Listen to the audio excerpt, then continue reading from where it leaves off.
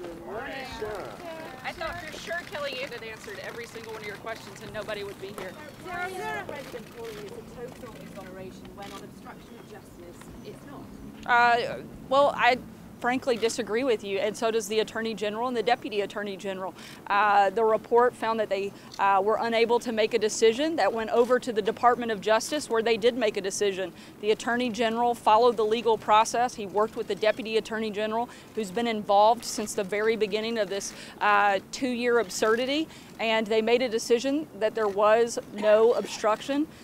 So that makes it a complete and total exoneration. I don't know any other way to look at it when the whole purpose of this investigation was to determine whether or not there was collusion. And there wasn't. They were incredibly clear in the report that there was no collusion, not by the president, but by any American, no one on his team. That's a great thing for our country, and it's a great thing for this administration. Catherine, sorry, hold on a second. Catherine, go ahead. The president's spoken on this already.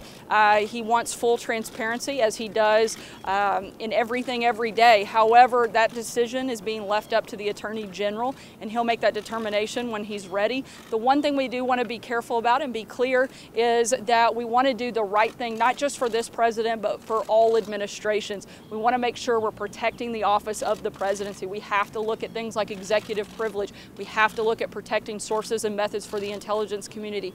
Those are things that you're going to see the Attorney General determine, and he'll make that decision when he's ready. Do you think that Mueller did a good job?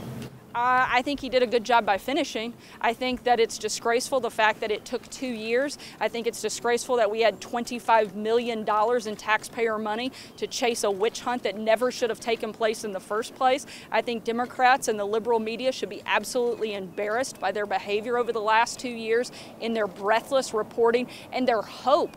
It's not just that they reported and spread a slanderous, malicious lie, but they hoped for the takedown of the President of the United States.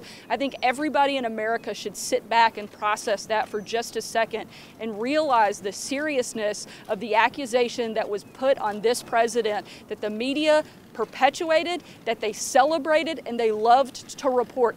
8,500 articles just between 4 outlets, the Washington Post, the New York Times, MSNBC, and CNN, since May of 2017 have been put on this. That is outrageous, something that we found out to be a complete and utter lie.